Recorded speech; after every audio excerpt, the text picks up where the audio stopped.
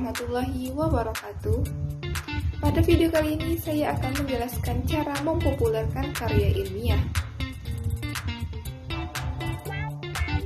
Cara untuk mempopulerkan ilmu pengetahuan dalam karya tulis ilmiah populer itu bermacam-macam. Pada pertemuan kali ini saya akan membahas 4 cara umum untuk mempopulerkan karya ilmiah. Yang pertama itu kita harus menyatakan hasilnya. Yang kedua itu ada sejarah kerja ilmuwan penemunya. Yang ketiga dengan cara mendeskripsikan jalannya percobaan atau pengamatan. Yang keempat itu dengan cara menceritakan fiktif tetapi berdasarkan ilmu. Yang pertama kita masuk dengan menyatakan hasilnya. Di sini itu menyatakan hasilnya dimaksud itu penemu-penemu ilmiah terbesar adalah berupa pernyataan-pernyataan yang didasarkan pada hasil observasi atau percobaan-percobaan atau hasil penalaran matematis yang mendasar. Walaupun hasil penemuan ilmiah itu berdasarkan teknologi tinggi, namun semuanya dapat dinyatakan secara populer.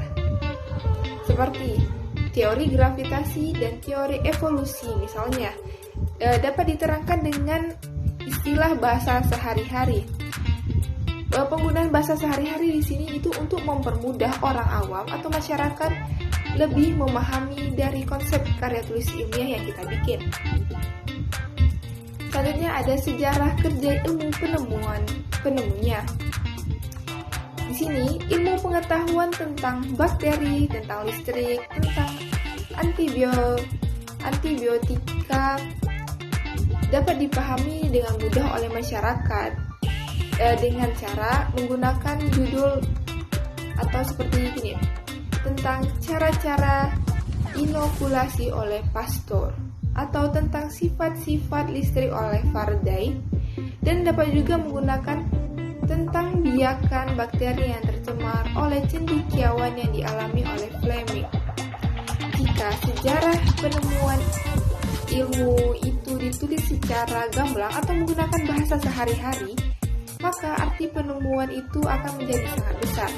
Di sini dimaksud sangat besar itu jika kita menggunakan bahasa sehari-hari dalam mendeskripsikan sejarah kerja ilmu penemunya, akan dapat diterima oleh masyarakat banyak, terutama dengan orang awam, dan akan mudah dimengerti oleh masyarakat dan akan langsung diabadikan kepada masyarakat.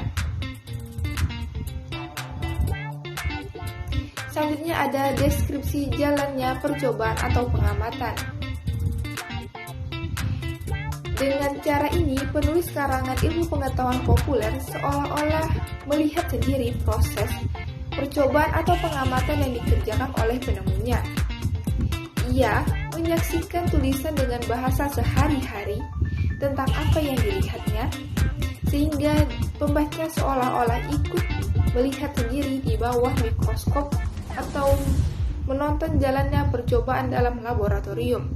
Di sini yang dimaksud itu adalah kita mendeskripsikan jalan percobaan atau pengamatan yang kita lakukan dengan bahasa yang mudah dipahami, seperti bahasa yang kita gunakan sehari-hari. Kita dapat mendeskripsikannya dengan membuat alur yang seolah-olah kita membuat sebuah cerita yang jika dilihat oleh pembaca dapat merasakan apa yang kita rasakan saat pengamatan, entah itu kita menggunakan mikroskop atau kita menemukan sesuatu yang baru. Selanjutnya ada cerita fiktif tetapi berdasarkan ilmu.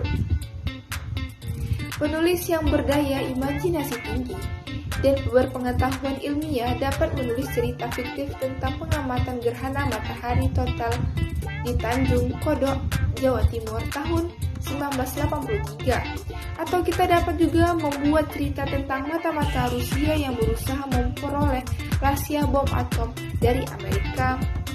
Atau kita juga dapat menulis seorang dokter yang sedang menghadapi seorang pasien yang menemui buah simalakama. Buah simalakama di sini yang bermakna menghadapi 2 macam pilihan yang masing-masing berat. cerita fiktif yang berdasarkan ilmu dan isinya kurang mementingkan hiburan akan mampu mempopulerkan ilmu pengetahuan itu sendiri. Di sini, penulis dapat membuat cerita yang seolah-olah fiktif namun berdasarkan ilmu pengetahuan.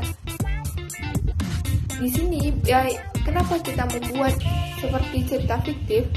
Itu agar membuat pembaca semakin menarik apa yang kita bahas dalam karya tulis ilmiah tersebut. Baiklah, sekian pada presentasi dan video saya kali ini. Saya mohon maaf jika ada kesalahan, lebih dan kurang saya juga mohon maaf. Assalamualaikum warahmatullahi wabarakatuh.